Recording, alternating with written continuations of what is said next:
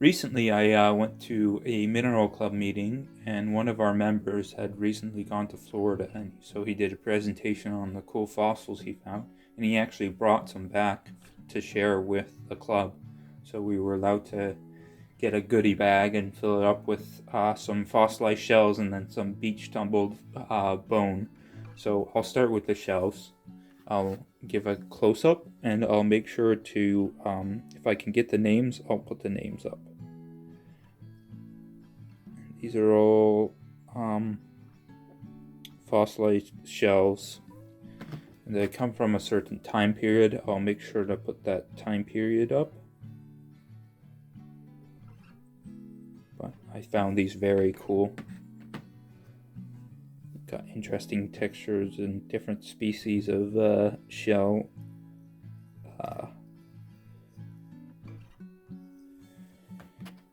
This one reminds me of, I think they're called devil's toenails. Maybe they're related, but I think those might have come from a different formation and a different time period. But that's what these remind me of.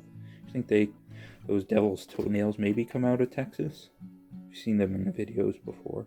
This one's cool because it's got horizontal and lateral lines, so it's like a cool checkered pattern. Now these next ones, these spiny ones, are super cool. I'll put the name up in the corner for them, of course, but I love the spikes on these. That's so cool. I got a couple of them, of those, because I found those just so fascinating and awesome. Very cool. I got this little, I think this is like a WELK, if I remember my shellfish properly. This looks like a WELK. And the next one is some type of olive shell, by the looks of it. Now some of these, I've seen videos of people collecting fossilized shells in Florida.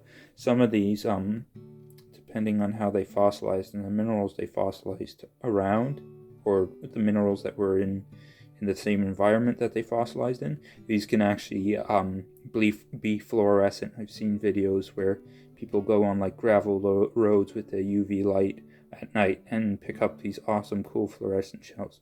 Now we tested these at the meeting just in case, and these didn't fluoresce, but that doesn't mean they're not any cooler than they are, because they are awesome. And here's some beach tumbled bone. You can kind of actually see the porous structures kind of indicating that they're bone, and also apparently the beach that they come off of, this is the only material you find there. You don't find any other rocks. So if you find a black tumbled rock on that beach, it's gonna be some type of bone. And I'll make sure to put the time period up top for when these came from.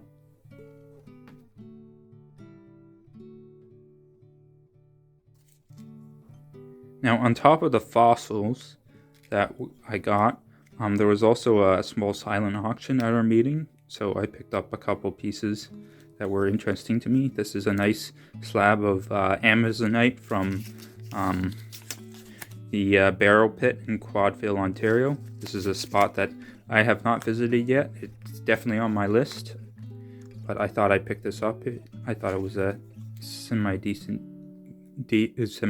good deal for it, so I picked it up.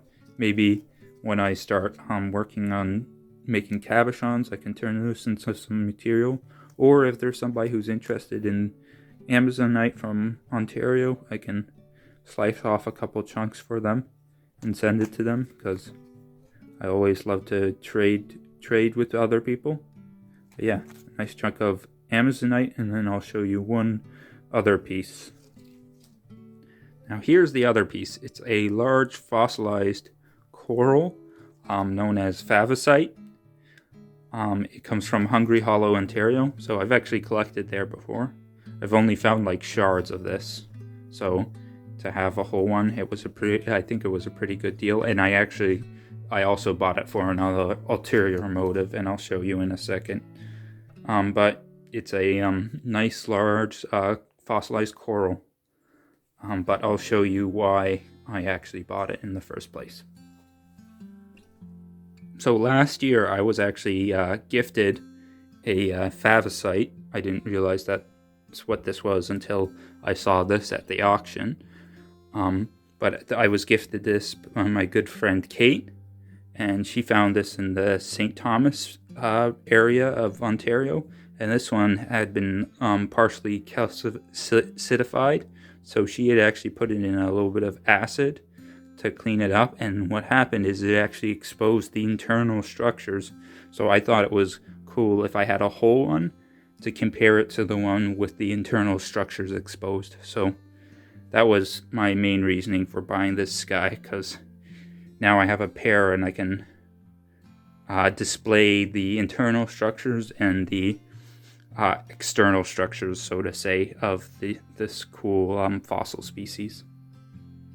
So we have reached the end of this video. It's a shorter video, but if you like this type of content, please do like and subscribe if you haven't. I like to do rockhounding and fossil collecting and arrowhead hunting related videos, so if that's your kind of jam, then please think of subscribing.